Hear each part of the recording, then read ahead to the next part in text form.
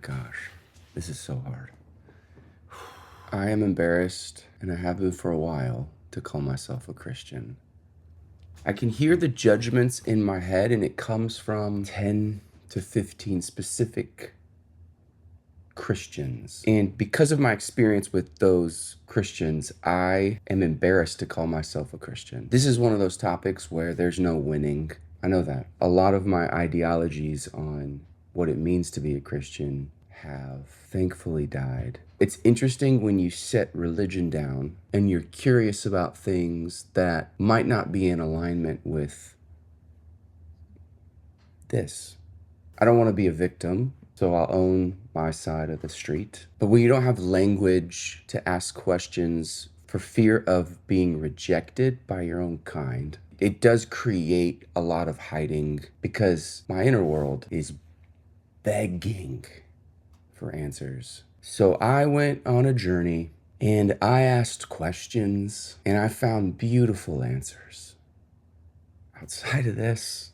And I took a step back from this. And because I went on a journey of asking questions, I learned about the beautiful differences and beliefs of other people who are unfamiliar with this. It allowed me to see this with less judgment and less fear. In the back of my head, I hear about 12 voices. Ironically, 12 voices, really specifically 2 or 3. And one of them is my own, but I wouldn't let myself go there for fear of being rejected, because it was life or death. And so I would rather choose life and be miserable.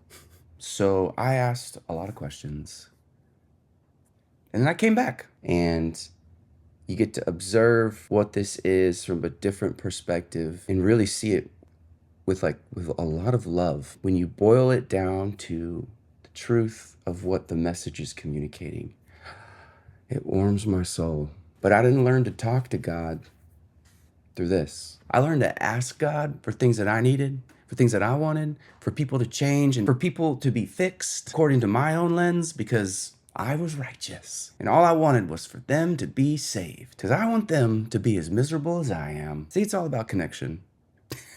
If you didn't believe what I believed, you were on the outside. And I would communicate with you and I would talk with you, but the whole mission was to get you to think like me. The relationship became transactional and not a place of like, I really want this person to find the freedom that I have, because I didn't have any freedom over here. I remember watching all these videos, I think probably back in, early 2010, you probably saw some of them. It was the whole youth group movement of like religion versus relationship. That whole phrase became like religious to me. It was like all the new jargon that the churches were using, and it's like, let's just get people in relationship. We find a cliche and we say it over and over again. It becomes very lazy. It's like, we'll say the same thing thinking this other person's gonna be moved by it when they hear it, and they're like, actually don't even care about what you're saying, because I have my own problems and you're talking at me as if you know what I need. We're doing this, and it's just like, it's embarrassing. I just wish a lot of the times we could get off of trying to convince, trying to shove down a truth to a person. I read some comments that felt like I needed fixing, and finally, where I feel like I'm being healed, I can see through it and go, no, like, you're telling me what I need, but I think all you need is to be heard, and to say some things you probably don't want to say, and to tell yourself the truth, because then you and I, we're the same. Then we can really get to the root of how to solve whatever it is you're angry at me for not believing what you believe. And then all of a sudden, we kind of believe the same thing.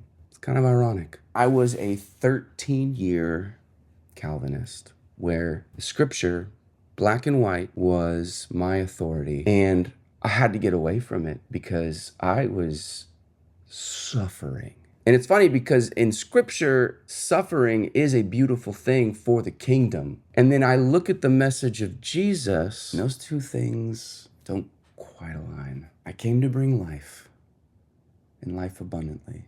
And to me, life abundantly is not, trust me, it's not wealth. It's not fame. It's the one thing that I crave the most, which is peace. And what I thought would bring me peace, which is this religion, suffering, it was just you're a piece of shit.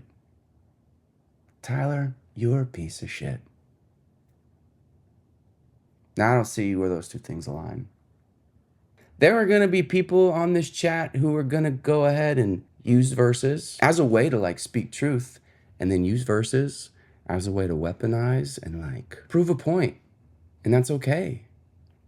That's where they are. We don't know as much as we think we know. And I think as we read and we interpret, we can sometimes implement a bias. And that bias is unhealed. And that bias comes after other people. And oftentimes it does way more harm. And so I am embarrassed to call myself a Christian. How powerful and impactful would it be to not be embarrassed?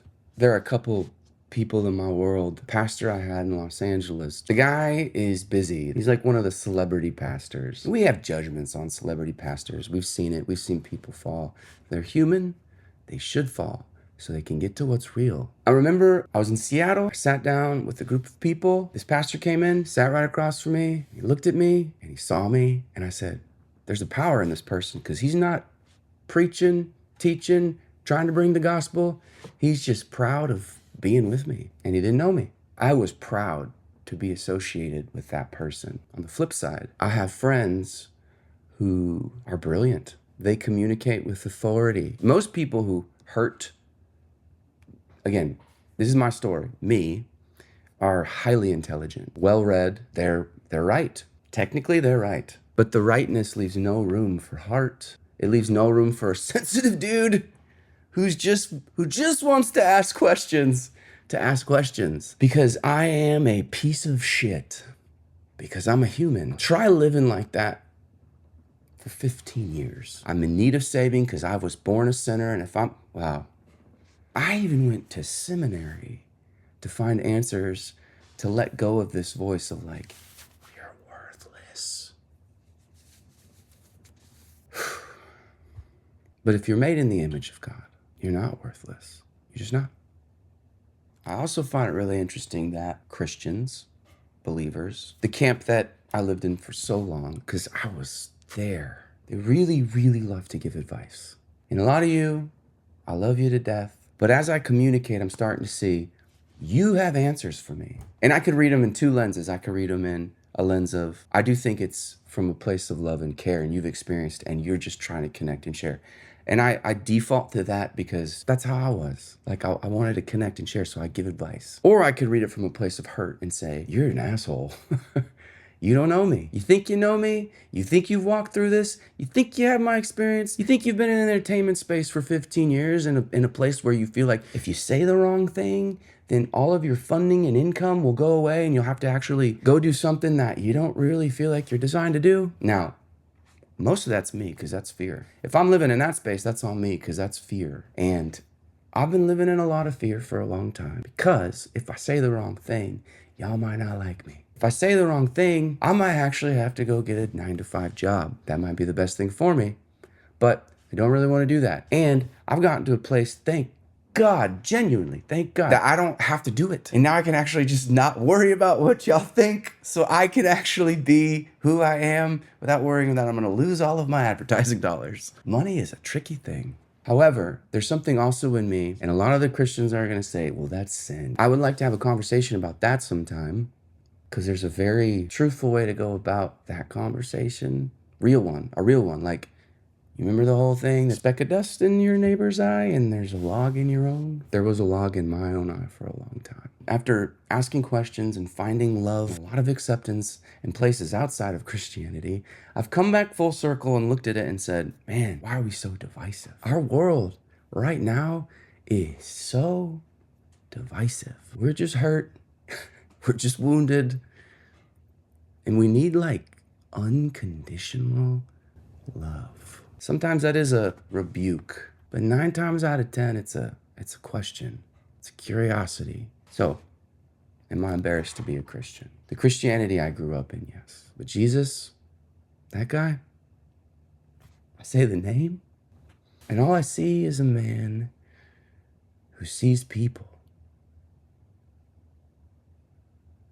He sees people.